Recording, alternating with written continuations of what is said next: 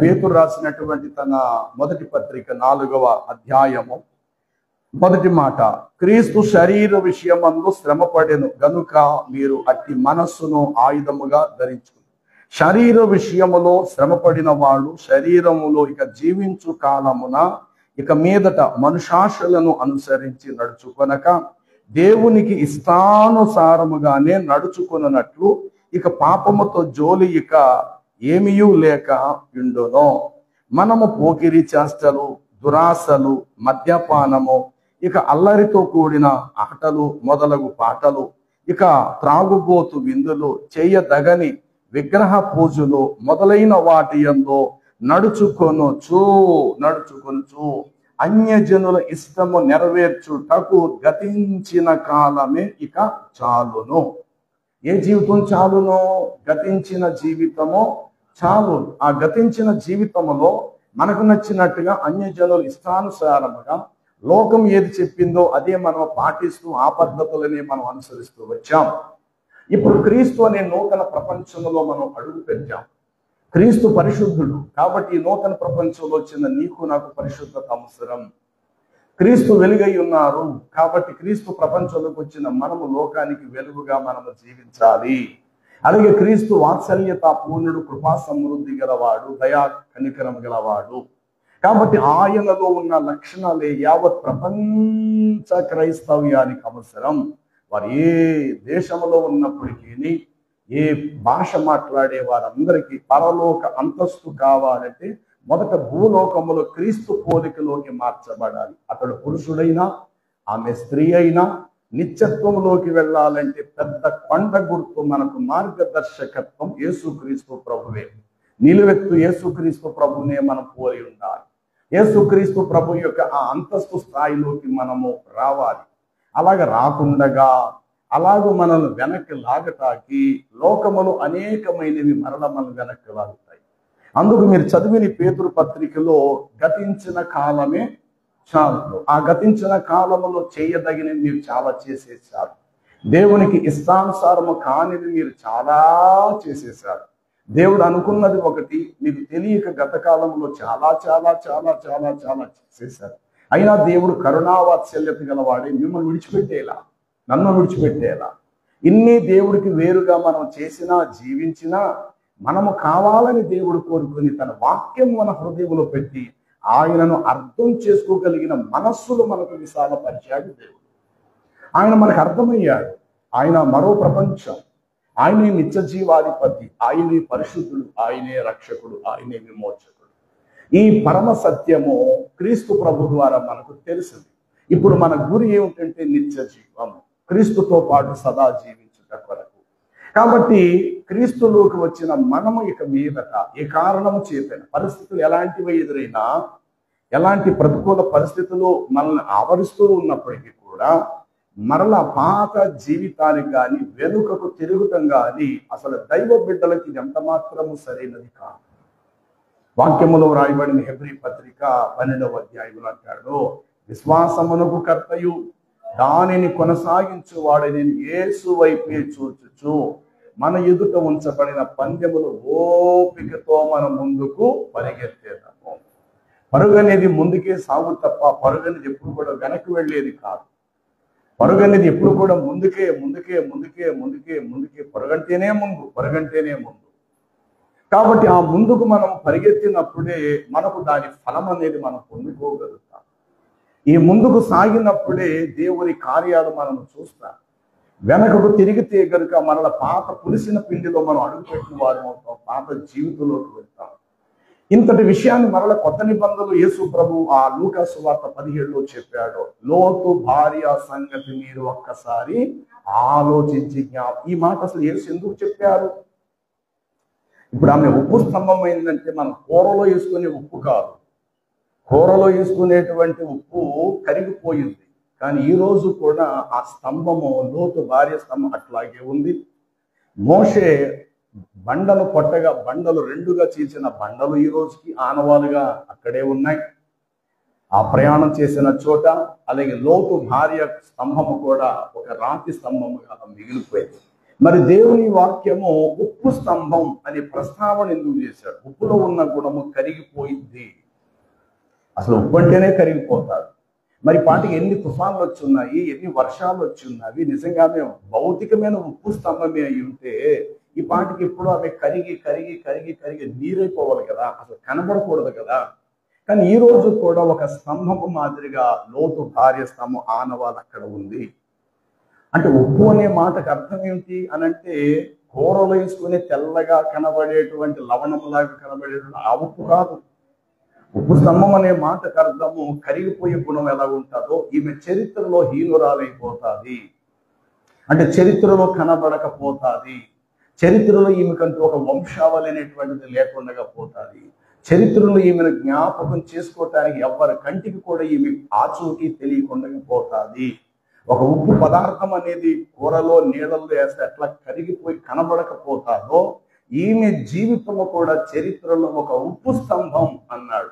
అంటే ఒక ఉప్పు స్తంభం అన్నాడు తప్ప ఉప్పే ఒక స్తంభముగా మారుతుంది అని కాదు ఇక్కడ అర్థం.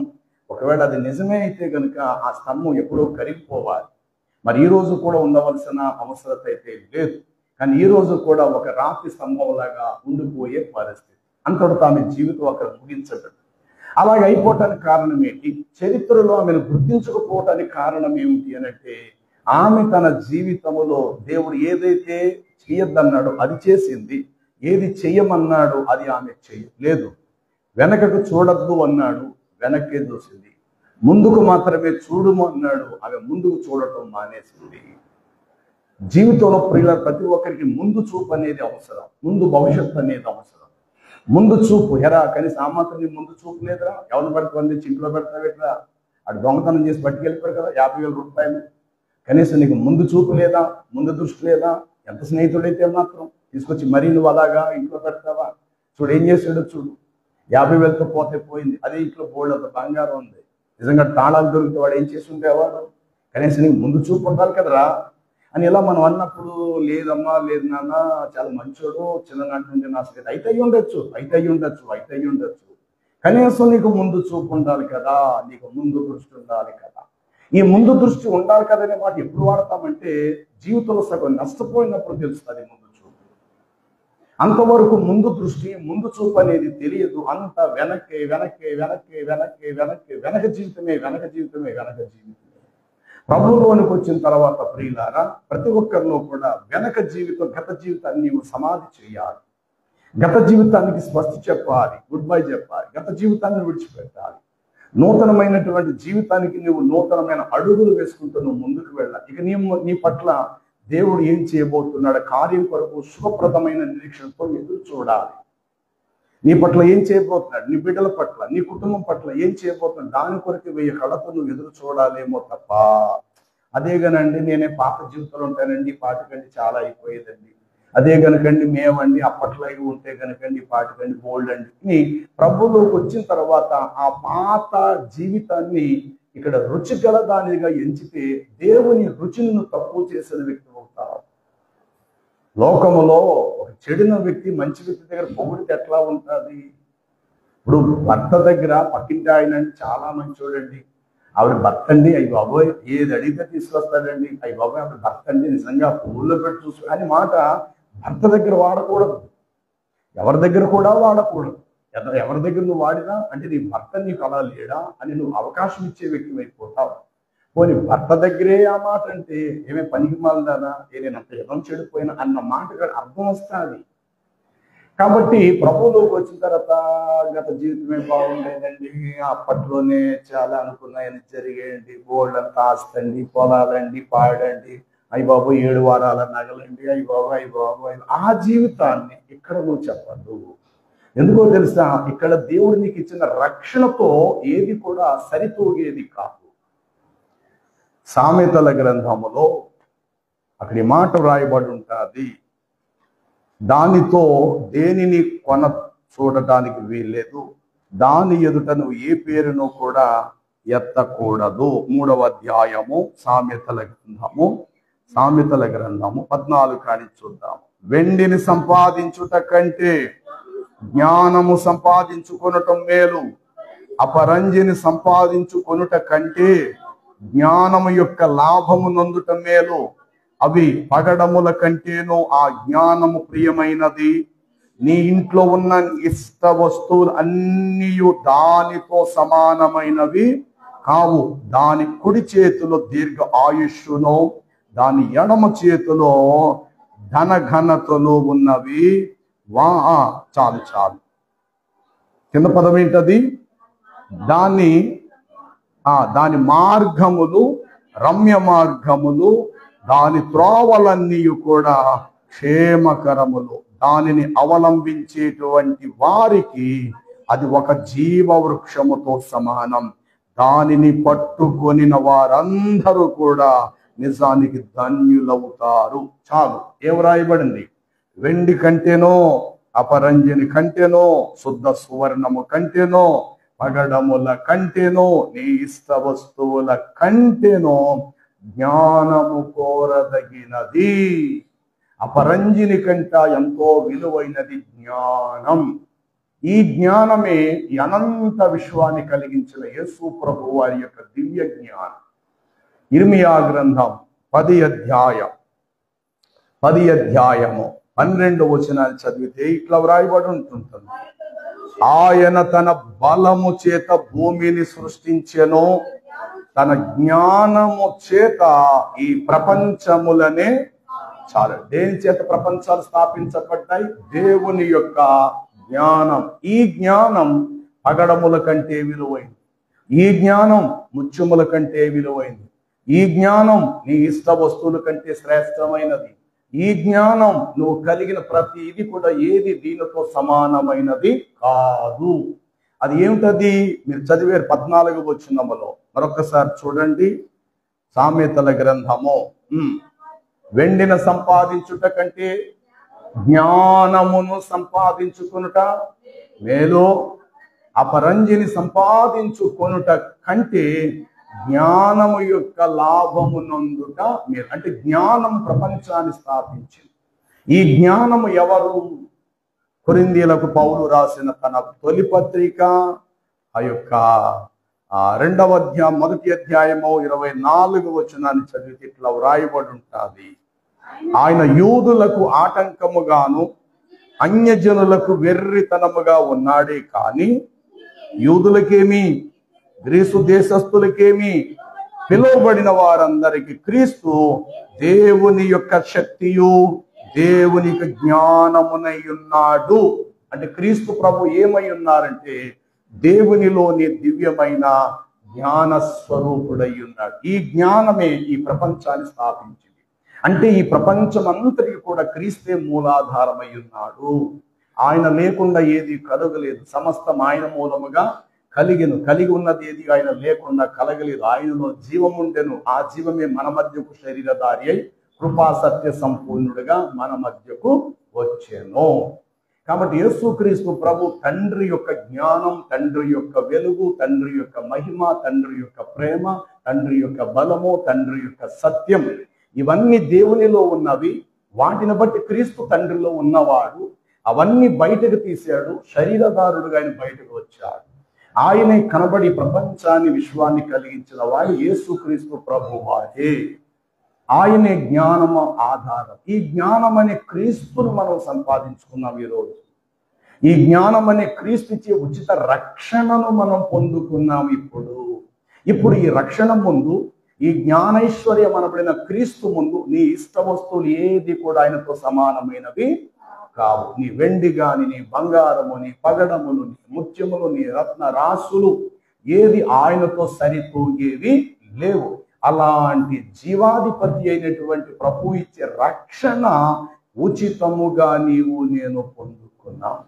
అలాగ పొందుకున్న నీవు ఈరోజు అంతటి రక్షణలోకి వచ్చినటువంటి నీవు గత స్థితిని తీసుకొచ్చి ఈయన దగ్గర చెప్పకూడదు. ఏదేమన్నప్పటికండి అప్పుడే చాలా బాగుండేదండి, కడుపు నిండా అన్నం దొరికేదండి, అన్ని బాగుండేయండి. ఆ రోజేనండి ప్రాణ సుఖంగా ఉండేది. ఆ రోజే చాలా బాగుంది. ఒకవేళ అదే మాట అంటే దేవుడు అంటే ప్రపంచమ్మా అక్కడే ఉంది, ఇక్కడ రాక ఇక్కడికి వచ్చి నీకేం ప్రయోజనం? ఇప్పుడు యజమానుడి దగ్గర కొత్తగా పనికి వెళ్ళామంటే అక్కడ అలవాటు అయ్యే వరకు చాలా పనులు చెప్తాడు. ఖాళీగా ఉన్నప్పుడు అమ్మకుడు నీళ్ళే అంటాడు. నీళ్ళే కదా. ఎరా అలా నిలబడ్డ కొత్తగా వచ్చావు నువ్వు పనికి? అవును సార్. ఎప్పుడొచ్చావు? 2 రోజులు అయింది. అలా చూస్తావేంటి? అక్కడంతా చీపు గడ్డంతా తుడిచే అంటాడు ఆయన. మిగతా వారు మిగతా పనులు చేసుకుంటారు, నీకు కూడా ఏదో పని అప్పగిస్తాడు, వారితో పాటు సాయంకాలం నీకు జీతం ఇస్తాడు ఆయన.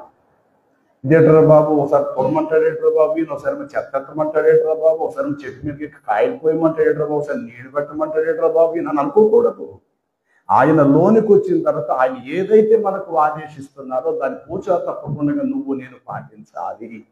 ఇది క్రీస్తులోనికి వచ్చిన ప్రతి క్రైస్తవుడు ఈ పని చేయటానికి తన నడుము కట్టాలి. ఇది వాస్తవం. కాబట్టి ఎప్పుడైతే వెనకకు తిరిగి చూసే పరిస్థితి మనకు ఎదురవుతాదో వెంటనే లోకం తిరిగి మనలను ఆవరిస్తుంది. ఈనాడు చాలా అందరూ పరిపూర్ణులని మీరు అనుకోబాకండి. ప్రభులోకి వస్తారు, బాప్తిజాలు పొందుతారు, బైబిల్ చదువుతారు. ఏదో ఒక కారణం బంధువులు స్నేహితుల ద్వారా మరల వెనక్కి రమ్మన్నట్టు నీకు పిలుపు అందుతారు. అలా కాదమ్మా, ప్రభు ఎంత ప్రభు నమ్మితే మనం కూడా ఇలా చెయ్యాలి కదా, మన పద్ధతులు మానేస్తామా ఏంటి, మన తాతల నుండి వస్తున్న పద్ధతిలో మనం మానుకుంటామా ఏంటి, ఎంత మీరు ప్రభువు నమ్మితే మాత్రం అది కరెక్ట్ కాదు కదమ్మా, మీ ఎంతమంది ఉన్నాం కదా బంధువులు, నువ్వు ఇలా చెయ్యాలి కదమ్మా అని చెప్పి నిన్ను వెనక్కి లాగుతావు. అలా లాగినప్పుడు వాడి మాటకే నువ్వు ఓటేస్తావు, వాడి మాటకే నువ్వు గురిగా నమ్ముతావు. ఖచ్చితంగా వాళ్ళు చెప్పిన పద్ధతి పాటిస్తావు. అక్కడ నీవు 100% ప్రభువు వాళ్ళని మరల నువ్వు వెనక్కి వచ్చిన వ్యక్తితో సమానం. మరలా ఆ 100 మైళ్ళు దూరం తిరిగి నువ్వు ప్రయాణం చేయాలంటే ఎంత కష్టం నీకు. ఏమంటే ఇప్పుడు ఒక 100 తాడి చెట్లు అంత పైకి ఎక్కావు. ఇప్పుడు కొన్ని చోట్ల హాస్పిటల్స్ ఉంటాయి, చాలా పై ఫ్లోర్ మనకి ఇస్తారు, అక్కడ ఉంటాడు మన పేషెంట్. చీటీ ఇచ్చి కిందకెళ్ళి మందులు తీసుకురమ్మండి అమ్మ అంటాడు. వెంటనే చీటీ పట్టుకుని అమ్మ మళ్ళా వెళ్ళాలమ్మా తప్పనిసరిగా. ఆ చీటీ తీసుకుని మందులు పట్టుకొని ఆ లిఫ్ట్ మాత్రము డాక్టర్లకు మాత్రమే, మిగతా వారు స్టెప్స్ ఎక్కాలి అని రాసి ఉంటుంది బోర్డు.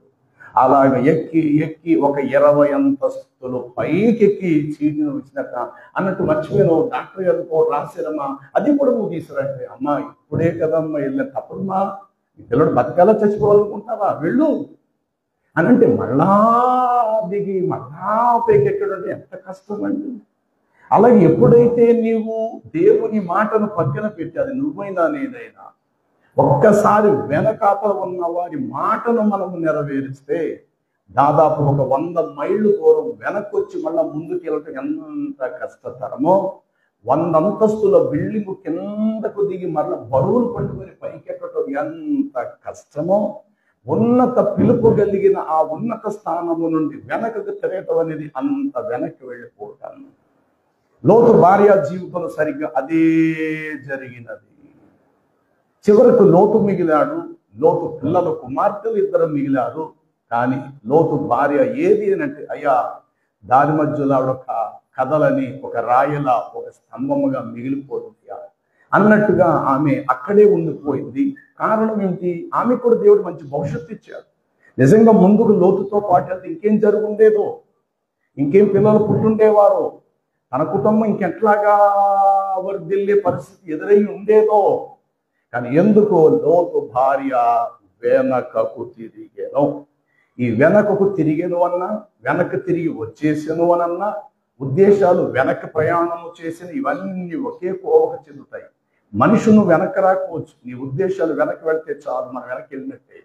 నీ ఆలోచనలు వెనక్కి వెళ్ళినా, నీ తలంపులు వెనక్కి తిరిగినా, నీ యొక్క ఉద్దేశాలు ఏమాత్రమైనా వెనక్కి తిరిగినా, పాత జీవితం, పాత అలవాటు, పాత పద్ధతుల్లోకి వెళ్ళినా, నిలువెత్తు మనిషివే తిరిగి వెనక్కి వెళ్ళిపోయిన దాంతో సమానము. అందుకు ప్రభువులోకి వచ్చిన తర్వాత ముందే నీ గురి. అయితే ముందుకు వెళితే నీకు ఎదురుగుంట ఆయుధాలు కనబడతాయి, ఎదురుగుంట బలాఢ్యులైన సైనికులైన శత్రువులు నీకు ఎదురవుతారు. అయినా సరే వారితో పోరాడుకుంటూ ఆ సమస్యలను జయించుకుంటూ యుద్ధ సన్నద్ధులైన ఎఫ్రాయిము సంతతి వారు యుద్ధకాలమందు వారు వెనకకు తిరిగి రన్నట్టుగా కాకుండా ఆయుధములను చేత పట్టుకొని నువ్వు ముందుకు వెళ్ళాలి. ఆనాడు వారికున్న ఆయుధాలు ఇనుప ఖడ్గములు, ఇనుప కత్తులు, దివ్య యొక్క శిరస్త్రాణము, ఈటే, డాలు, కవచం ఈ అయితే, మరి ఈ రోజు నీ యుద్ధమును నువ్వేం ధరించుకోవాలి? నీ యుద్ధోపకరణాలు ఏమిటి? నీ యుద్ధోపకరణాలు ఏం ధరించుకొని నువ్వు ముందుకు వెళ్ళాలంటే సత్యం అనే దట్టి, నీతి అనేటువంటి మైమారు, రక్షణను శిరస్త్రాణము, వాక్యం అనే 2 అంచులు గల వాడిగల ఖడ్గము, స్వార్థ వలన సిద్ధ మనసు కలిగినటువంటి జోళ్ళు ఇవి తొడుగుకొని దుష్టుడేసిన అగ్ని బాణములను జయించుకుంటూ ఈరోజు ఈ యుద్ధోపకరణాలు ధరించుకొని నువ్వు ముందుకు వెళ్ళాలి. సత్యం అవసరాన్ని బట్టి ఆ సత్యమును వాడుకోవాలి, అవసరాన్ని బట్టి నీతిని వాడుకోవాలి, అవసరాన్ని బట్టి నీ పరిశుద్ధతను వాడుకోవాలి. ఒక్కొక్క ఆయుధాన్ని మనిషి దూరంగా ఉంటే ఈటి విసురుతాము, దగ్గరికి వస్తేమో ఖడ్గముతో చేస్తాము. మన కాళ్ళు చేతులు కట్టయితే చేతులు చిన్న కత్తితో ఆ కాళ్ళు తెంపుకొని మనం బయటకు వస్తాం. కత్తి కూడా ఒక యుద్ధంలో ఉపయోగపడే భాగమే, ఖడ్గం కూడా ఒక భాగమే, అలాగే డాలు అది ఒక భాగమే, ఈటే కూడా ఒక భాగమే. ఇవి ఎట్లా అయితే యుద్ధములో ఇవన్నీ ప్రయోజనకరముగా ఉన్నాయో అట్లాగుననే అదే క్రమములో మనకు ఆత్మ సంబంధమైన యుద్ధోపకరణాలు మనకు అవసరమై ఉన్నవి. విశ్వాసము, నిరీక్షణ, ఓర్పు, సహనం, దీర్ఘశాంతం, ఆశానికులు, మంచితనము, పరిశుద్ధత అనునవి మనము నిలువెత్తు ధరించుకొని ఈ లోకములో మనం ముందుకు సాగాలి. ఏ కారణము చేతైనా వెనకకు తిరిగితే గనుక హెబ్రీ పత్రిక 10వ అధ్యాయంలో ఈ మాట ఇట్లా వ్రాయబడి ఉంటుంది. 38, 39వ వచనం. నా ఎదుట నీతిమంతుడైనటువంటి వాడు విశ్వాసము మూలముగా అతడు జీవించును గాని అతడు ఏమాత్రమైన కొంచెమైనను వెనకకు తీసిన ఎడల అతని యందు నా ఆత్మకు ఏమాత్రము కూడా ఏముండదటండి, సంతోషం అనేటువంటిది ఏమాత్రము ఉండదు. చూశారు కదా 38, 39. నా ఎదుట నీతిమంతుడనబడినటువంటి వాడు విశ్వాసము మూలముగా జీవించును కానీ అతడు ఏ కారణము చేతైనా, ఏ పరిస్థితిని బట్టి అయినా, ఏ ఉద్దేశం కొలది అయినా వెనుకకు తీర్చిన ఎడల అతని యందు నేను ఉంచిన పరిశుద్ధాత్మ సంతోషింపబడదు. అయితే మనము నశించుటకు వెనుకకు తీయువారము కాము గాని మన ఆత్మను రక్షించుకొనుటకు విశ్వాసము కలిగిన వారమై ఉన్నాము. చాలు. ఏ కారణము చేతైనా వెనుకకు తిరిగినను, వెనుకకు తీసిన అతని యందు నా ఆత్మకు సంతోషము లేదు. ఎందుకంటే గత పాత మనిషి నువ్వెంతో ఇప్పుడు అంతే కదా. బాప్తిసం పొంది ఏం ప్రయోజనం? రక్షణలోకి వచ్చి ఏం ప్రయోజనం? ఎందుకంటే నువ్వు పాత జీవితంలో నేనైతే నిన్ను కడిగాను, నేను విమోచించాను, నా సొంత బిడ్డగా నేను అంగీకరించి భూమి మీద నువ్వు మరణిస్తే పరలోక సింహాసనాన్ని కొరకు రెడీగా ఉంచా. నా మహిమలో నువ్వు ప్రవేశిస్తావు, నాతో సదా ఉంటావన్న ఉద్దేశంతో నీకు బోధకుణ్ణి, నీకు ఒక సహవాసాన్ని, నీకు ఒక సంఘాన్ని, నీకు ఒక వాక్యాన్ని నిన్ను హెచ్చరించటానికి, నిన్ను కడగటానికి, నిన్ను సరిచేయటానికి, ముడతపడిన నీ బట్టను ఒక తెలుపు చేసి శుభ్రపరచటానికి నీకంటూ ఒక కాపరిగా, ఒక సంఘముగా, ఒక సహవాసము, ప్రార్థన పరులైన సహోదరుల మధ్య నేను నిన్ను నిలవబెట్టాను. వారితో నీవు నడుచుచు, వారి అడుగుజాడలు వేస్తూ, వారినకు వలి నీవు కూడా విశ్వాసంలో ముందుకు వెళ్ళాలి తప్ప ఏ కారణము చేతైనా పెద్ద సమస్య వచ్చిందని ఇప్పుడు ఖచ్చితంగా నేను వెనక్కి వెళ్ళాలా, లేకపోతే కుదరదండి అన్నట్టు వెనకకు వెళితే నీ ఆత్మను నీవు నష్టపరుచుకునే వ్యక్తి అవుతావు. కాబట్టి ప్రభునందు ప్రియులారా, లోతు భార్య చరిత్రహీనురాలు. అంటే ఆమె కోసం చెప్పుకోవటానికి ఏమీ లేదు. కూరలో 10 ములక్కాళ్ళు వేయండి, కూర దాకా కిందకి తిప్పండి. మీరు లెక్క పెట్టి 10 ములక్కాళ్ళు వేస్తే సరిగ్గా 10 ములక్కాళ్ళు కూడా కూర అయిపోయిన కిందకి తిప్పితే ఉంటాయి. కానీ అందులో మీరు 10 ఉప్పు కళ్ళు వేయండి కూర కలిపేటప్పుడు. మరలా మీరు కూర దింపి కింద ఆ ఉప్పు కళ్ళు మీరు కూరలోంచి బయటకు తీసే ప్రయత్నం చేయండి, చూద్దాం దొరుకుతాయా. దొరకదు. సరిగ్గా మీరు 10 కోసిన ములక్కాళ్ళు ఉంటాయి, 10 వంకాయ ముక్కలు ఉంటాయి. కానీ మీరు 10 ఉప్పు కళ్ళు వేసారు, అది ఎంత మాత్రమో కనబడదు. ఇదే మాట ప్రభు యొక్క ఆంతర్యాత్మ. ఆమె ఉప్పు స్తంభముగా మిగిలిపోయెను అనంటే చరిత్రలో కనబడకుండా పోయింది. కారణం ఏమిటంటే ఆమె వెనకకు వెనకకు వెనకకు వెనకకు వెనకకు చూసేది. వాక్యం చెప్తుంది, వెనుకున్న వాటిని మరచి. వెనుకున్న వాటిని ఫిలిప్పీలకు రాసిన పత్రిక 3వ అధ్యాయము 14వ వచనం 13, 14 వచనాలు ఇట్లా వ్రాయబడి ఉంటుంది. 3వ అధ్యాయము, క్రీస్తు యేసునందు దేవుని ఉన్నతమైన పిలుపునకు కలుగు బహుమానము పొందవలనని గురు యొద్దకే నేను పరిగెత్తుచున్నాను. దానిపై చదివితే, సహోదరులారా, నేను ఇదివరకే పట్టుకుని ఉన్నానని తలంచుకొనను. అయితే ఒకటి మాత్రము చేయుచున్నాను, అదేమనగా వెనక ఉన్న వాటిని మరచి ముందు ఉన్న వాటి కొరకు పేగురపడుచు.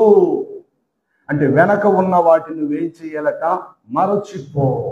వెనక అతను నీకేం జరిగినాయో నీకు తెలుసు. వెనక జీవితంలో నువ్వేం చేసావో ఆ జీవితం వల్ల నీకేం లాభం ఏం నష్టం కలిగిందని నీకు తెలుసు. వెనక జీవితంలో ₹1 నువ్వు కలిగి ఉన్నావో ₹1 నష్టపోయావో కూడా నీకు తెలుసు. వెనక జీవితం వల్ల నీకేం లాభం కలిగింది, ఏం సుఖం కలిగింది, ఏం నష్టం కలిగింది అనేది కూడా నీకు తెలుసు. వెనకున్న వాటిని, గత జీవితాన్ని తొంగి చూస్తే వెనక ఉన్న వాటిని మరచి, వెనకున్న వాటిని మరచి, వెనకున్న వాటిని మరచి. ఆ వెనక ఉన్న వాటిలో చాలా వరకు మనం ఆర్థికంగా నష్టపోయాం. అంటే బాగుపడాలనే ఉద్దేశంతో ఎన్నో కొండలు, లోయలు, గుట్టలు, మెట్టలు, చెట్లు చుట్టూ, కొండ చుట్టూ ఈ విధముగా తాబీజులు, రక్షరేకులు, మనుషులు చెప్పిన మాటలు, అలా కాదు ఇలా చేయాలట, ఈ నోము నోయటానికి ఇంత అవసరం అవుతాట, ఇన్ని బియ్యం కావాలంట, ఇన్ని పండ్లు పలహారాలు కావాలంటే, ఇలాంటి యజ్ఞం చేయాలంట, 5 కేజీలు ఆవు నెయ్యి కావాలంట. తెలియక ఈ పాత జీవితంలో చాలా బాగుపడిపోవాలనే ఉద్దేశంతో చాలా నష్టపోయాం. క్రీస్తులు ఇప్పుడు కనీసం ఒక్క కొవ్వొట్టు కూడా నువ్వు వెలిగించి ప్రార్థన చేయాలనేది లేదు. ఇక్కడ నియమం లేదు. నువ్వు మందిరానికి వచ్చినప్పుడు క్యాండిల్ పట్టుకొచ్చి వెలిగిస్తేనే అప్పుడు దేవుని ప్రార్థన వింటాడని రూలే లేదు. అసలు ఇక్కడ మనుషుడు చేతితో తయారు చేసిన పదార్థాలకు దేవుడికి ముడి పెట్టవద్దు. దేవునికి నీ హృదయానికి సంబంధం అంతే. నీతో దేవుడికి, దేవుడితో నీకు సంబంధము తప్ప నువ్వు తెచ్చుకొచ్చే పానీయము, నువ్వు తెచ్చే పదార్థాలు, నువ్వు తీసుకొచ్చే ఒక కొవ్వొత్తు, నువ్వు తీసుకొచ్చే హారతలు, నువ్వు తీసుకొచ్చే ఆ యొక్క అగరవత్తులు, అట్టుకులు, వీటితో దేవునికి ముడి పెట్టక్కర్లేదు. ఇవన్నీ ఇచ్చిన వాడే నీ దేవుడు, ఇవన్నీ కలిగించిన వాడే దేవుడు, ఇవన్నీ కలిగించి నీ చేతులకు అందించిన వాడు ఆ దేవుడే. అవి నువ్వు తినటానికి. దోమలకు వచ్చిన అగరత్తులు వెలిగించుకో, పరిమళమైన సువాసన గల అగరత్తులు వెలిగించుకో, అట్టుపడి నువ్వు తిను, కొబ్బరికాయ ఎండబెట్టు, నూనె వస్తుంది తలకు రాసుకో. ఈ విధంగా దేవుడు మన ప్రయోజనం కొరకు ఈ పదార్థాలు ఇచ్చాడే తప్ప పదార్థాల చేత దేవుని సంతోషపెట్టే ప్రయత్నాలు మనం చేయకూడదు. ఎందుకంటే ఏ పదార్థము ద్వారా దేవుడు సంతోషపడడు. ఏ పదార్థము చేత దేవుని మన వైపునకు తిప్పుకొనలేమో, ఏ పదార్థము చేత దేవుని మనం లొంగ తీసుకొనలేమో. మనుషుడంటారా డబ్బుకి లొంగుతాడు, మనుషుడంటారా మద్యమునకు లొంగుతాడు, ఇంకా వేటికి మనుషుడు లొంగుతాడు, లోబడిపోతాడు, పెట్టమన్న చోట సంతకం పెట్టేస్తాడు. మనుషుడు లొంగిపోయినంత సులభముగా దేవుడు దేనికి లొంగిపోయే రకము కాడు. దేవుడు ఎటొచ్చి నీ కన్నీటికి, నీ పరిశుద్ధతకు, నీ విరిగి నలిగిన హృదయానికి దేవుడు సొంతం అవుతాడు. కానీ మరి దేనిని బట్టో దేవుని మనం సొంతం చేసుకోవటం మనకు సాధ్యపడే విషయం అయితే కాదు. కాబట్టి ఇక్కడ వెనక ఉన్న వాటిని మరచి, సహోదరులారా, నేను ఇదివరకే పట్టుకొని ఉన్నానని తలంచను. ఎప్పుడైతే నేను పట్టుకొని ఉన్నాను, ఏంటి? వెనక ఉన్న వాటిని మరచి ముందున్న వాటి కొరకము వేగురుపడచ్చు, క్రీస్తు యేసునందు దేవుని ఉన్నతమైన పిలుపునకు కలుగు బహుమానము పొందాలని చెప్పేసేసి గురి యొద్దకే ముందుకే నేను పరిగెడుచున్నాను అని అంటారు. కాబట్టి ఎఫ్రాయిము సంతతి వారు యుద్ధ కాలమందు ఆయుధాలు చేతపట్టి వారు వెనుకకు తిరిగిపోయింది. కాబట్టి ప్రభువులోకి వచ్చిన తర్వాత దయచేసి ఏ కారణము చేత, అది ఎలాంటి శుభకార్యాల్లోనైనా వెనకకు తిరిగే అవకాశాలు చాలా ఎదురవుతాయి. కానీ నువ్వు నిలకడగా ఉంటూ ప్రభు స్పర్శ ఎరుగుతూ ఈ కార్యక్రమం ఈ పని తలపెట్టచ్చా, తలపెట్టకూడదా, ఇలా చేస్తే నా దేవుని ఆ మనసును భంగపరిచే వ్యక్తిని అవుతానా, నా దేవుడు సంతోషిస్తాడా అనేది గుర్తిస్తూనే ఏ కార్యంలోనైనా నువ్వు పూనుకోవాలి. పర్వాలేదని సమర్థించడం కానీ, వెనకాతల వాడు చెప్పారు అని కానీ, అయ్యో పెద్దోళ్ళ మాట కదా కొట్టేస్తే బాగోదేమో అని ఈ విధంగా మాట్లాడితే మనుషులందరికంటే దేవుడు ఇంకా పెద్దోడు కదా. మన కళ్ళ ముందున్న వాళ్ళ వయసు ఎంత ఉంటుంది? 70 ఏళ్ళు, 80 ఏళ్ళు, 90 ఏళ్ళు ముసలు ఉంటారు మన ఎదురుగా. మరి దేవుడి వయసు ఎంత? మరి దేవుడి వయసు అంతటి గల ముసలివాడు ఎవడైనా ఉన్నాడా? అంతటి వృద్ధుడు ఉన్నాడా? దేవుడు అంతటి బలవంతుడు ఉన్నాడా? మరి ఆయన మాటను మనం పక్కన పెట్టేసి, అరే మన బంధువులు కదా, ఎంతైనా పెద్దోళ్ళు కదా, వయసు పెద్దోళ్ళు చెప్పారు కదా, అనంటూ ఏ కారణం చేత నిన్ను వెనకకు లాగే పరిస్థితి లేదంటే దాన్ని నువ్వు గుర్తించాలి. అమ్మో, ఈ పని చేస్తే దేవుడికి నేను వెనకైపోతానేమో, దేవుని ఆలోచనలు బట్టి నేను వెనక్కి వెళ్ళిపోతున్నానేమో, వీళ్ళ మాటలు నేను నమ్మితే. కాబట్టి నేను క్రీస్తును కలిగి ఉన్నాను కాబట్టి నా విశ్వాస జీవితము ప్రభుని మహిమపరుచు ముందుకు సాగేదిగా ఉండాలి తప్ప వెనుకకు తీసే పరిస్థితి నాకు ఉండకూడదు అని నీ విశ్వాస జీవితంలో ఎప్పటికప్పుడు నువ్వు కలిగి ఉండాలి. ఒకవేళ వెనకకు తిరిగితే దేవుడు ఒక 2 జంతువులతో మనం పోల్చాడు. పేతురు రాసిన 2వ పత్రిక 2వ అధ్యాయము 20 వచనం 22 వచనం చదివితే ఇట్లా వ్రాయబడి ఉంటుంది.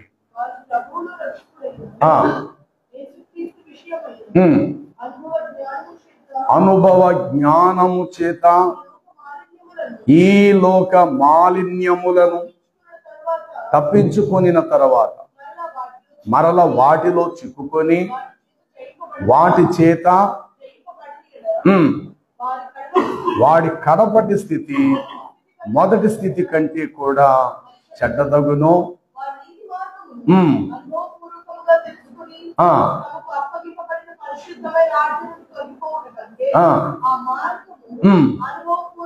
తెలుసుకొనకుండుటయే మేలు.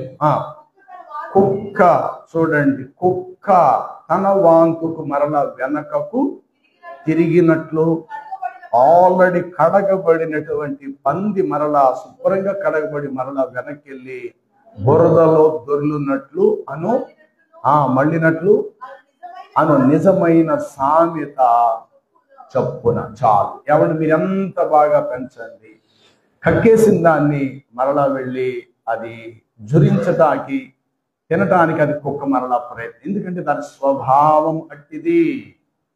ఎంత పెంపుడు జంతువు అయినా, ఎంత బాగా కడిగినా, అది ₹1,00,000 కుక్క అయినా, 50 లక్షల రూపాయల కుక్క అయినా, దాని నేచర్, దాని స్వభావం అది ఏమిటంటే కక్కినది మరలా వెళ్ళి నాలుకతో రుచి చూస్తారు అది.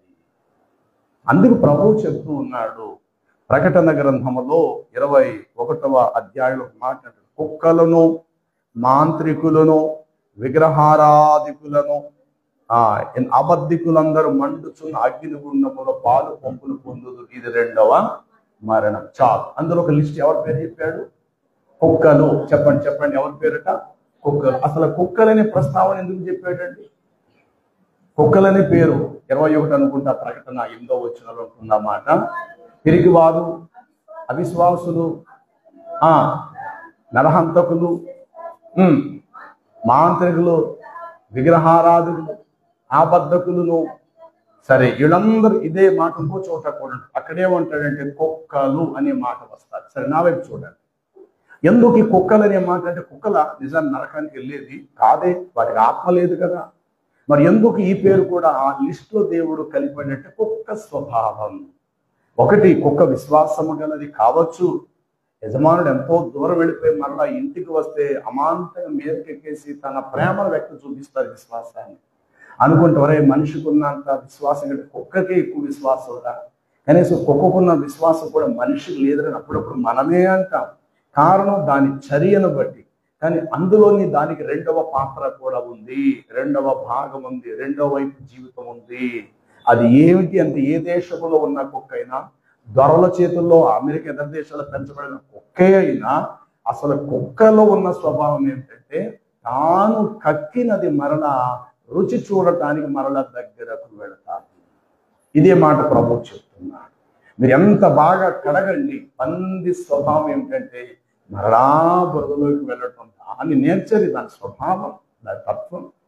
అందుకే ఈ పదాన్ని దేవుడు ఇక్కడ ఉచ్చరించాడు. మన విశ్వాస జీవితం ఎక్కడైతే భంగపరచబడుతుందో దానిని సరిచేసుకునే నిమిత్తమై దేవుడు ఈ పదజాలాన్ని ఉచ్చరించాడు ఇక్కడ. ఏమని? ఆ కుక్క తన వాంతికి తిరిగినట్లునో కడగబడిన పంది మరలా బురదలో దొర్లున్నట్లు అనే మాట వాడేశాడు దేవుడు. ఈ కారణం చేతనే ప్రభువులోకి ఎన్ని శ్రమలు రానివ్వండి గాక, ఎన్ని అవమానాలు, నిందలు, ఎన్ని ఆర్థిక పరిస్థితులు నీ శరీరానికి రానివ్వండి గాక, నీ కుటుంబ వారు నీకు సహకారంగా నీకు ఉండకపోవచ్చు గాక, భారమంతా నీ మీదే పడిపోయి ఉండొచ్చు గాక, ఒక్క వ్యక్తివి నువ్వు లాక్కోలేక ముందుకు సాగలేక నువ్వు ఉండొచ్చు గాక, ఇంతాను ఇతరులకు మేలు చేస్తే అందరూ నీ దగ్గర తిని చివరికి నీకే చివాట్లు పెట్టేవారుగా ఉండొచ్చు గాక. నీ దగ్గర తిని నీ దగ్గరే ఎదిగి నిన్నే మడిమితో కాలుతో తన్నేవారుగా కూడా ఉండొచ్చు గాక. ఇంత నువ్వు పోషిస్తే నీ మాట లెక్కలేని తరగా నీ మాటను విసిరి పారేస్తారు కొన్ని సందర్భాల్లో. అయినా ఇక నీ బుద్ధి వేస్తు అని చెప్పేసేసి వెనక్కి తిరిగి చూడటం అనేది కరెక్ట్. కొంతమంది వెనక్కి తిరిగి చూడటం ఒక ఎత్తు అయితే, కొందరి జీవితంలో వెనకకు తిరిగి చావుకు సిద్ధమవుతారు. వెనకకు తిరగటం అంటే ఒక్కసారి నేను ఉండకూడదు, నేను ఇంకుండకూడదు అని ఒక్కసారి వెనక్కి తిరుగుతారు. ముందుకు వెళ్ళవలసిన జీవితం ఇక నేను ఉండకూడదు, ఈ రాత్రి ఏదోటైపోవాలి, ఇలాగే తెల్లవారుజాంకలు ఏదోటైపోవాలి, నేను ఉండకూడదు అని చెప్పి ఈ వెనకకు ఎప్పుడైతే తిరిగి చూస్తావో నీకు మరణం ఆవరించి రెడీగా ఉంటుంది.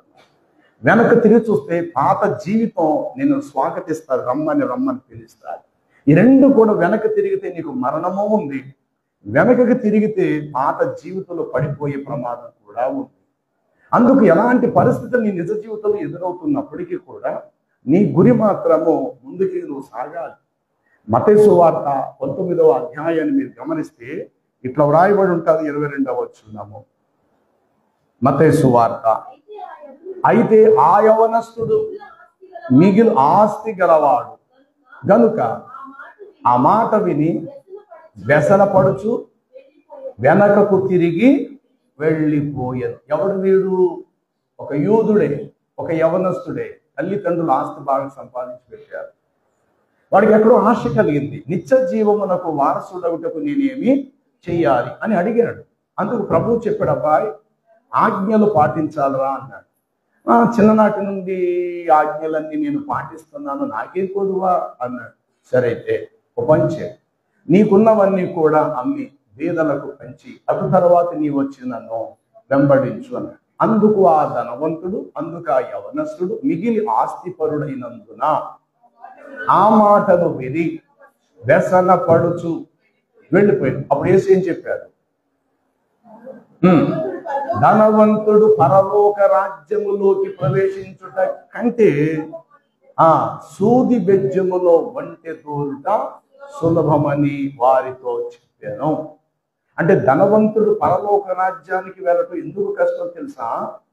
ధనవంతుడు అనేవాడు ఈ లోకములో అన్ని నాకే కావాలని కలిగి ఉంటాడు.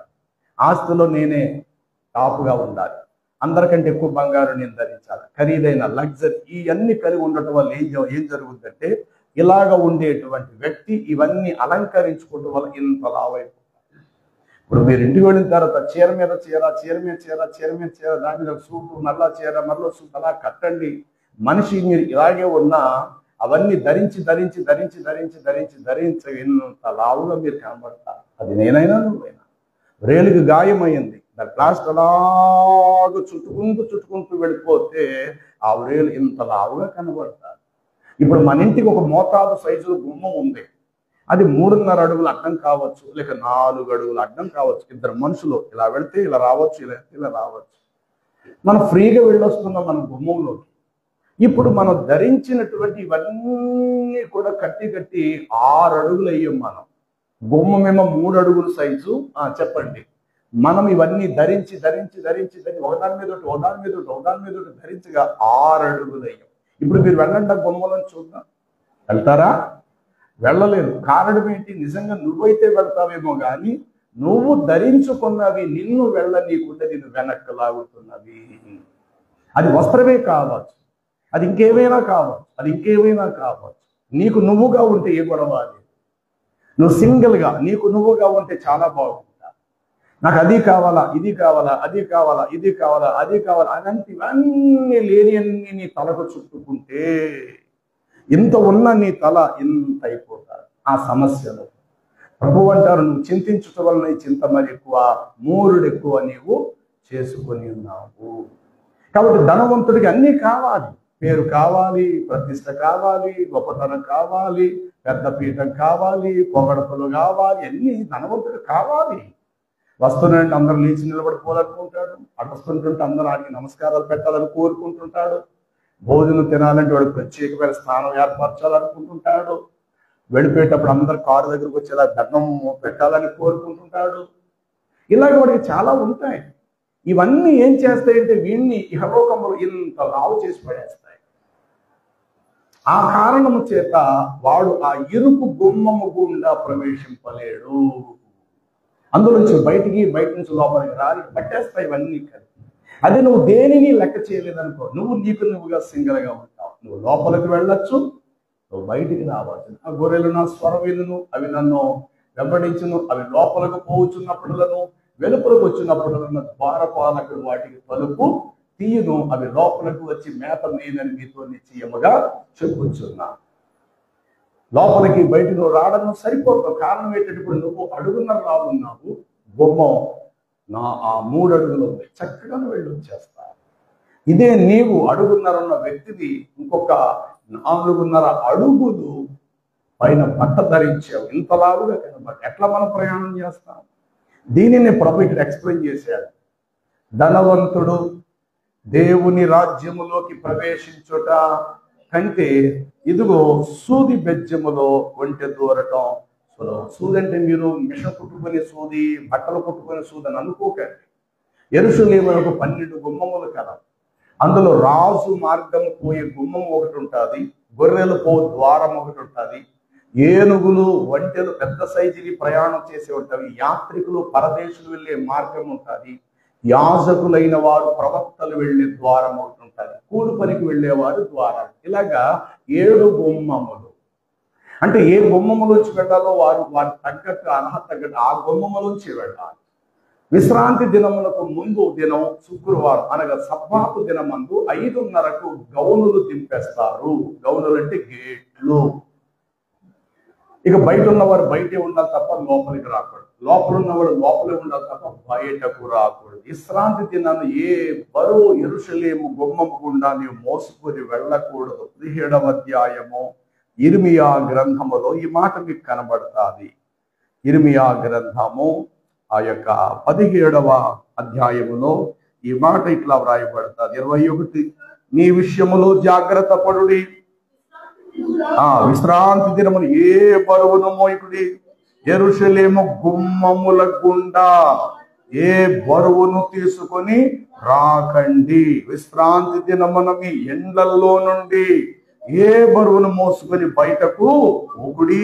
చాలు చాలు అంటే లోపల ఉన్నవారు బయటకు రావద్దు, బయట ఉన్నవారు లోపలికి వెళ్ళదు. నా వైపు చూడండి, 12 గుమ్మములు ఉంటాయి యెరూషలేము. ఈ 12 గుమ్మములు గొర్రెలు పోవు ద్వారం ఇంతే ఉంటుంది. ఎందుకంటే గొర్రె ఎంతకంటే పెద్దగా ఉండదు కదా, పెద్దంత సైజు ఉండదు, గొర్రె ఇంతే ఉంటుంది. కాబట్టి దానికి ఈ ద్వారం సరిపోతుంది. అయితే ఇప్పుడు గొర్రె పోవలసిన ద్వారము గుండా ఒంటెను తీసుకెళ్ళటము సులభమా కష్టం అంటే కష్టం.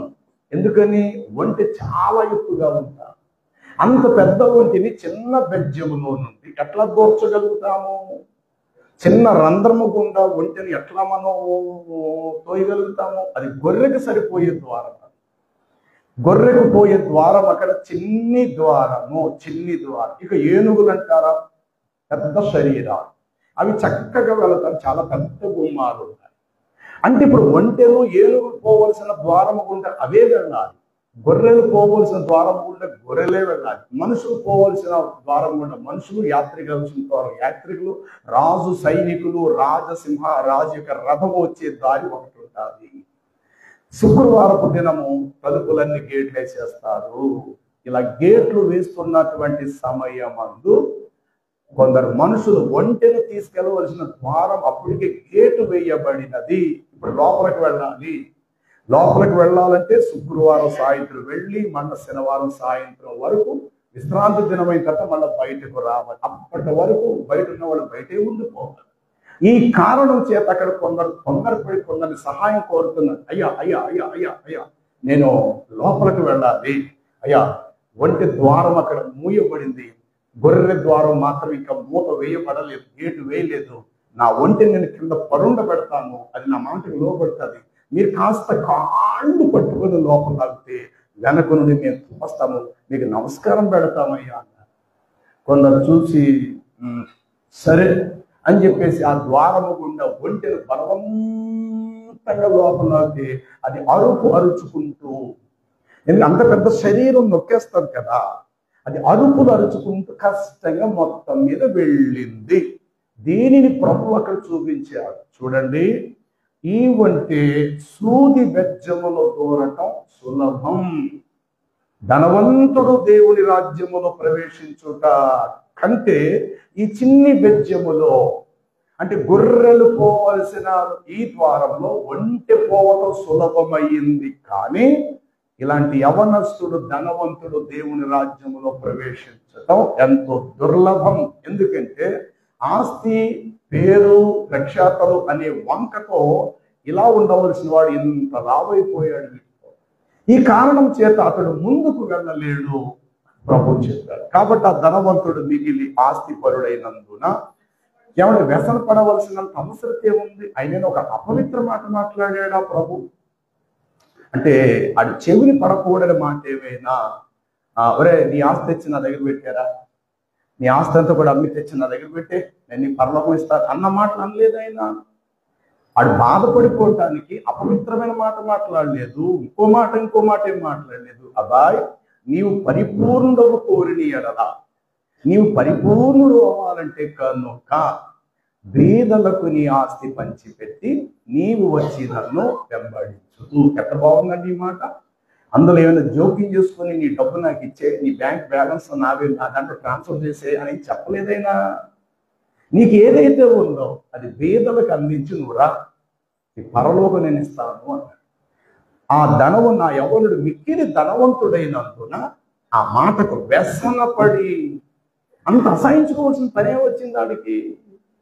అసహించుకుంటూ అందరి వైపు ఎల్లవే కథమని చెప్పేవు గారి నీ అనగత కావాలి అన్నట్టు హేళవే మాట్లాడించిన వాడు. అక్కడ అందరూ చూస్తున్నారు ప్రభు వంక, వాడంక ఆడు చెయ్యెత్తి ప్రభుని ఇలా ఏలెట్టి తృణీకరిస్తూ ఎల్లవే చెప్పేవు గారి కదా, నీ నీతి కౌరులు మాకు అవసరమా అంటే, పరలోకం కావాలంటే ఇలా వెళ్ళాలా మాకు తెలుసులే, మా మోషే ధర్మశాస్త్రం ప్రకారం పరలోకానికి ఎలా వెళ్ళాలో నాకు తెలుసులే అంటూ వ్యసన పడుతూ వెళ్ళిపోయాడు వెనక్కి. అప్పుడు ప్రభు అంటాడు, ధనవంతుడు దేవుని రాజ్యములో ప్రవేశించుట కంటే ఈ గొర్రెల పోవ ద్వారం గుండా, ఈ సూది బెజ్జము గుండా ఒంటె దూరుట కష్టమైన, అరుపులు అరిచినా, బాధపడినా, తాళ్ళుతో బలంగా లాగినా మొత్తం మీద దూరింది ఇది. కానీ ఒంటైనా సూది బెజ్జలు దూరిందేమో, కానీ ఇలాంటి ధనవంతుడు మాత్రం దేవుని ద్వారంలో ప్రవేశించలేడు. కారణం ఏమిటంటే వాడి జీవితం ఎప్పుడు కూడా వెనక్కి వెనక్కి వెనక్కి వెనక్కి లాగే పరిస్థితి. కాబట్టి ప్రియులారా, ఈ మొక్క దినాలు ఆదివారం నీకు 1,00,000 రూపాయలు లాభం ఇచ్చిన ప్రభు నిమిత్తం దాన్ని నష్టపరుచుకోవాలి. పని ఉంది, రేపు ఆదివారం 2 గంటలు పని ఉంటుంది, నువ్వు వచ్చేసేసేసే ఈ పని చేస్తే నీకు జీతం ఇస్తాను, ఇలాంటి డైలాగులు చెప్పిన దయచేసి నువ్వు దాన్ని ఫాలో అవ్వకూడదు. ఎందుకంటే నీ ఆత్మను నువ్వు నష్టపరుచుకోక, ప్రభువులోకి రాకముందు ఎట్లాగా నువ్వు అలాంటి డ్యూటీలు, పనులు, ఎగస్టాలు అన్నీ నువ్వు చేశావు. ప్రభువులోకి వచ్చిన నీకు ఒక కట్టడా, అదేమిటంటే 6 100 106 పునరుద్ధాన దినం ముందు నా కుటుంబముతో దేవుని సన్నిధిలో గడపాలి. అంతే అంతే. నువ్వు ఒకవేళ పనికి కుదిరిన ఆదివారం నీకు సెలవు ఇవ్వగలిగే పనిలో మాత్రం జీతం కొంచెం తక్కువైనా ఆదివారం నీకు సెలవు దొరికే పనినే నువ్వు ఎంచుకోవాలి. ప్రారంభంలో యజమానులు అంటారు, ఆదివారం కదా చూద్దాం, ముందు ఒక 2-3 నెలలు పని చేయి, ఆ తర్వాత లీవ్ ఇస్తా సండే అని అంటారు. జీతం కూడా బాగుంటారు. దీనికి నువ్వు ఇష్టపడి ఏం చేస్తావంటే కొన్ని ఆదివారాలు ఆగుతావు. సేవకులు అడుగుతారు, అమ్మ రావట్లేదు నాన్న అంటే, అయ్యా ఇలా డ్యూటీలో జాయిన్ అయినండి, ఒక 3 వారాలు చూడమన్నారు, ఆ తర్వాత లీవ్ ఇస్తా అన్నారు. ఓహో సర్లే బాగుంటారు. కానీ అతను రాడు. కారణం, అయ్యా బిజినెస్ అంటే లేకపోతే ఆఫీస్ మీద బంధించేశారండి, లేదంటే బయటకు పొమ్మంటున్నారండి, మరి ఇప్పట్లో మళ్ళీ ఉద్యోగం చూసుకోవడం చాలా కష్టం కదండి, నెల అయితే నాకేమో 15,000 20,000 25,000 వస్తుంది, దీన్ని వదులుకుంటే మరి నాకు మనుగడ సాగదు అని ఏదో ఒకటి నిన్ను నువ్వు అభ్యంతర కారణంగా ఎంచుకొని అందులోనే ఉండిపోవటం కాదు. ఇలాగా నిన్ను ఆపేవి, వాక్యం వినకుండా ఆత్మీయ జీవితంలో నిన్ను బలపరచనీయకుండా నిన్ను ఆటంకపరిచేవి ఇహలోకంలో చాలా ఉన్నాయి కాక. ఇంకా ఎన్నోసార్లు చెప్తాను, శవం ఒకవేళ ఇంట్లో ఉన్నా నువ్వు దేవుని మందిరంలో వాక్యం విని నువ్వు వెళ్ళాలి. అదేనండి నిజమైన భక్తి. అది ఎవరైనా కాదు, అది నా కుటుంబమైనా నీ కుటుంబమైనా. ఒకవేళ సచ్చిన శవమే కనుక మన ఇంట్లో శనివారం రాత్రి చనిపోతే ఆదివారం మన శవం అట్లాగే ఉంటే కనీసం ఇక్కడికి రాకపోయినా నీ ఇంటి పక్కన ఒకేలా టైంలో మందిరం ఉంటే అదే వస్త్రాలతో బైబిల్ చేతిలో పట్టుకొని వెళ్ళిపోయి కాసేపు ప్రార్థన చేసుకుని ప్రభువా నా భర్త చనిపోయాడు గత రాత్రి, అయినా నీ దాసురాలు నన్ను రక్షించావు, నా కుటుంబాన్ని రక్షించావు, నా భర్త శవం ఇంటికాడ ఉంది, నేనైతే నీ సన్నిధిలోకి వచ్చాను ప్రభువా. ఎప్పుడు ఇద్దరం కలిసే వచ్చేవాళ్ళం, ఇద్దరు 2 బైబిల్ పట్టుకు వచ్చేవాళ్ళం, కానీ ఈరోజు నేను మాత్రమే నీ సన్నిధికి వచ్చాను ప్రభు, నా భర్త నీ ఎదురు తెచ్చుకున్నావు ప్రభువా, నీకు కృతజ్ఞతలు అని చెప్పి కాస్త ప్రార్థన చేసుకొని ఆ మాటలు విని మరలాని వెళ్ళిపోయి నీ కథా కార్యక్రమాలు కూర్చోవాలి. ఇది మారు మనసు రక్షణ పొందిన దైవ బిడ్డలకి సంపూర్ణ సాధ్యం. కొందరు జీవితాలు ఇంట్లో చనిపోయిన తర్వాత కూడా 6 మాసాలు 7 మాసాలైన మందిరం ముఖం చూడరండి వీళ్ళు. ఎంత బాధాకరమైన విషయము. ఇంకా నీకు ఎట్లాగా నిత్య జీవం దొరుకుతుందని నువ్వు అనుకుంటున్నావు? ఈ లోకములో నీ ప్రభువు కంటే, నీ ఆత్మను రక్షించినటువంటి ఆ విమోచన రక్తము కంటే విలువైనది ఏదీ లేదు ఈ లోకములో. దేని పేరు కూడా నీ రక్షణ ముందు నోటితో ఎత్తవద్దు. అది వెండి కన్నను, బంగారముకైనను, ఆ పగడములకైనా, శుద్ధ సువర్ణముకైనా దేనితో కూడా దానితో సమానముగా ఎంచవద్దు. అంతటి విలువైన రక్షణ భాగ్యం ప్రభువు ఇచ్చాడు. మరి ఇంటికాడ శవమే ఉంటే నువ్వు మందిరానికి రావాలన్నప్పుడు ఆదివారం ఎట్లా పనులు కల్పించుకొని వెళ్ళిపోతావు? ఆదివారం సెలవు దొరికింది కదా, ఇవాళ పిల్లలు తీసుకుని ఊరు వెళ్ళిపోతే బాగుంటుంది, మళ్ళీ నైట్ సోమవారం ఎర్లీ మార్నింగ్ బయలుదేరి వచ్చేస్తే మళ్ళీ పనికి వెళ్ళిపోవచ్చు. ఇలాంటి అడ్డదిడ్డాల ఆలోచనలు నేను చూశాను. ఇవి నీ జీవితానికి మంచిది కాదు. ఎక్కడో చోట దెబ్బ తినేస్తామా? ఆదివారం అనేది ఏ పనులు పెట్టుకోవద్దు, ఏ బరువులు మోయద్దు, ఏ ప్రయాణములు చేయద్దు. దేవుని కొరకు పాటుపడు, దేవుని కొరకేది. ఇక్కడ విన్న వాక్యం మరలా ఇంటికి వెళ్ళిపోయి మరలా ధ్యానం చేసుకో. మధ్యాహ్నం నుండి ఎవరైనా ఈ బంధువులంటే సువార్త చెప్పడానికి ప్రయాణం చేయి. అది పక్క ఊరైనా వెళ్ళు, ప్రభు కొరకు మాత్రం వెళ్తున్నా దేవుని కాపుదల నీకు. ఆ సువార్త చెప్పు, మరలా నీ ఇంటికి నువ్వు వచ్చేసి. అంటే ఆదివారము కేవలము పునరుద్ధానము నీ దేవుని పని కొరకే నువ్వు నడుము కట్టాలేమో తప్ప, సెలవు ఎలా దొరికింది కాబట్టి మా పుట్టింటికి వెళ్ళిపోవడం, సెలవు ఎట్లా దొరికింది కాబట్టి మా బంధువులింటికి వెళ్ళిపోవడం, ఇలాంటి పనులు, ఈ ఆగతాయితనం కలిగిన పనులు ప్రభు బిడ్డలు చేయరాదు. అలా చేస్తే రేపన్నర కష్టకాలంలో దేవునికి మొరపెట్టినప్పుడు మన మొర దేవుని యొద్దకు వెళ్ళటం ఆలస్యం అవుతుంది. కాబట్టి ప్రియులారా, ఆదివారం దేవుడు నీకు ఇచ్చిన హాలిడే అనేటువంటి సెలవు దినము నువ్వేదో సరదాగా జీవించడానికి కాదు. ప్రపంచమును ఆమోదించి పునరుద్ధాన ఆదివారం ఇచ్చినటువంటి రోజు దేనికంటే పునరుద్ధానం ప్రభువును నువ్వు ఆరాధిస్తామని. ఎంతో మంది అధికారులు వచ్చారు, ఆదివారం సెలవు తీసేయాలని 3 మంది రాజులు, అధికారులు, ఆఖరికి భారతదేశంలో కూడా మొన్నటి వరకు ఆదివారం సెలవు కాదు, మంగళవారము శుక్రవారం సెలవిస్తామో, ఆదివారం కూడా సెలవు దినం కాదు. ఏం చేశారు? ఎంతమంది ఎన్ని చేసినా సరే ఆదివారం ప్రపంచమంతా హాలిడే, అనగా ప్రభువు నియమించిన దినం. ఈ కారణం చేత క్రైస్తవులకు వెసులుబాటు కలిగించటానికి, నువ్వు దేవుని యొద్దకు వచ్చి ఆరాధించడానికి దేవుడు నీకు సెలవు దినం ఇచ్చిన భాగ్యం. ఈ దినమును నువ్వు దేవుని కొరకు నువ్వు ఉపయోగపడాలి తప్ప నీ కొరకు నువ్వు ఉపయోగించుకునే ప్రయత్నం చేస్తే కనుక దేవుని కృపకు మనము కొంత అపాత్రులమయ్యామనే సత్యాన్ని మనం నమ్మాలి. హెబ్రీ పత్రిక 10 అధ్యాయము 38 చదివారు కదా, 26 వచనం చూద్దాం ఈసారి. 27ను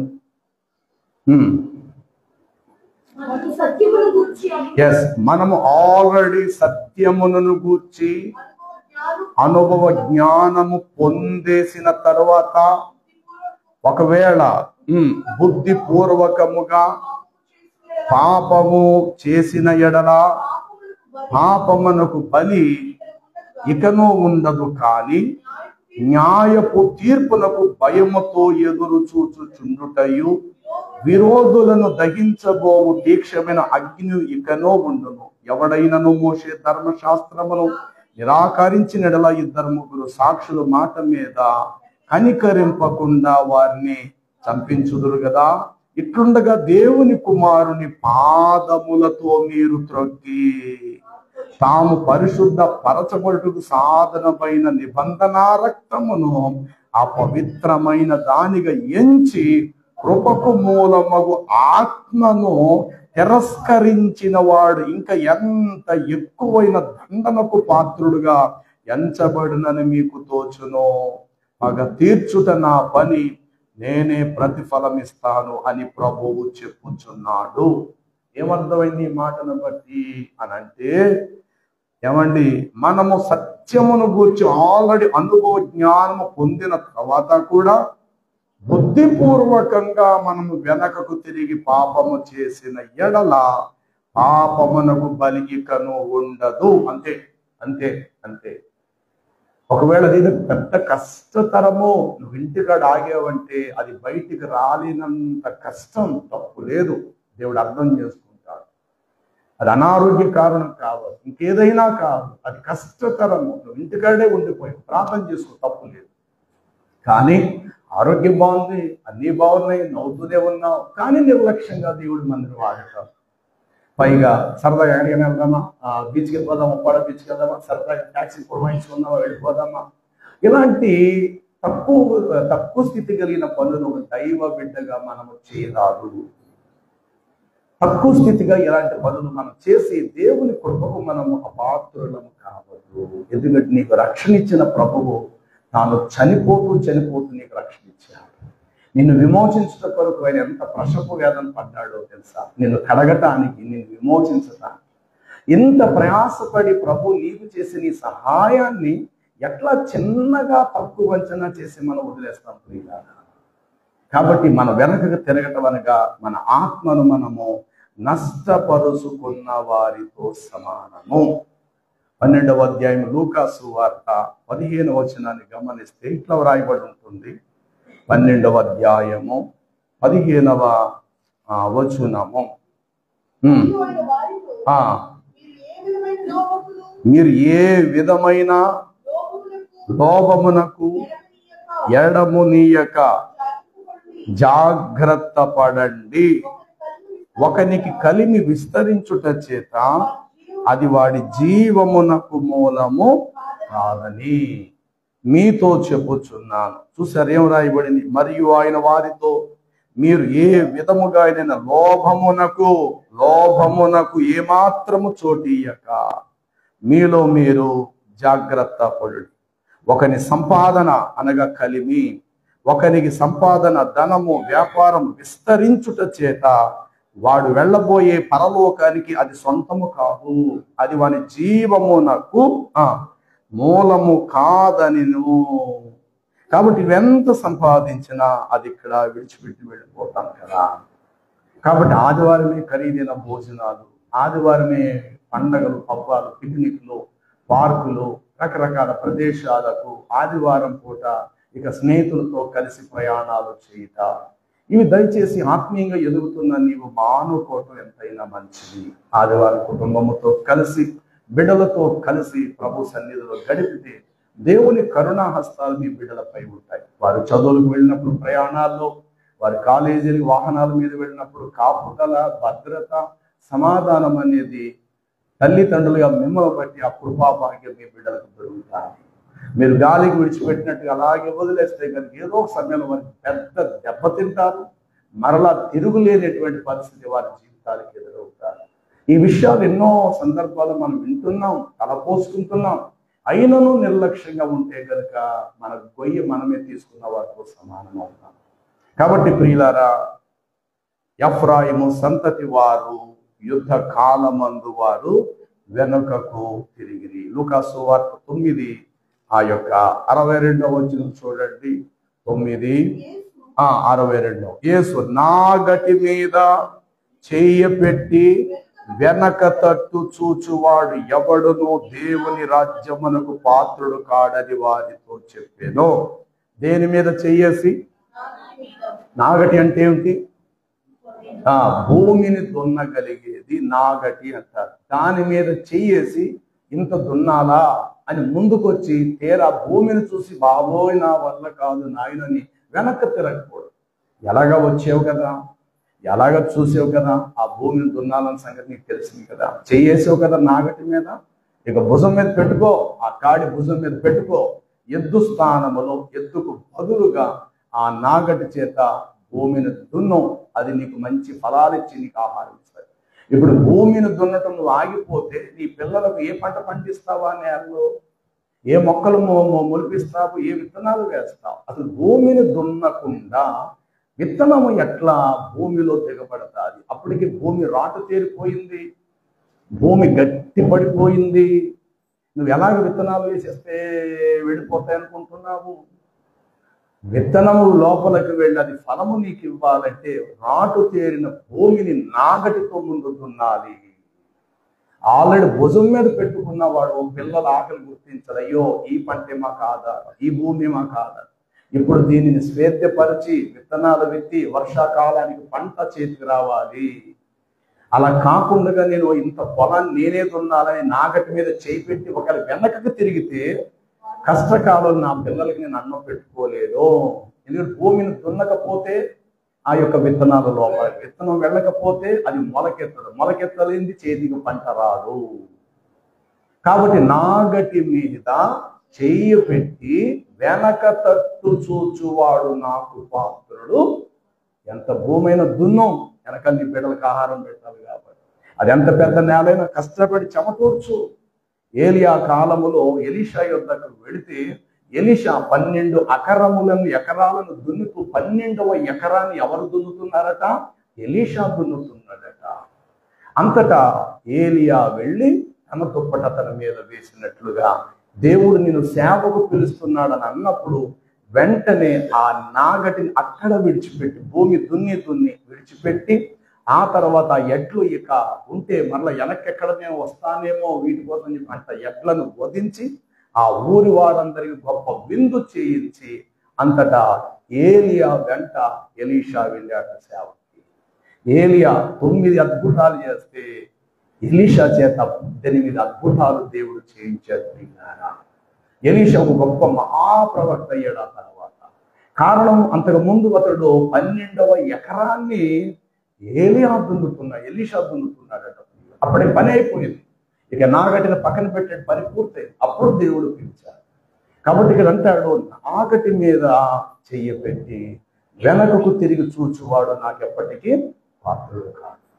కాబట్టి జీవితంలో వెనక తిరిగిపోయేది, మనల్ని ఆకర్షించేది, మన వెనక పిలిచేది లోకంలో చాలా ఉండొచ్చు. నీ ఆర్థిక పరిస్థితి, నీ ఇబ్బంది, నీ కష్టం, నీ ప్రతికూల పరిస్థితులు మరలా పాత జీవితంలోకి, పాత అలవాట్లలోకి, పాత పద్ధతుల్లోకి వెనక్కి రమ్మని నేను పిలుచుకుంటాను.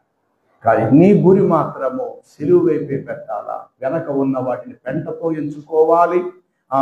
ముందున్న వాటి కొరకు నువ్వు వేగురముగా వెళ్ళాలి.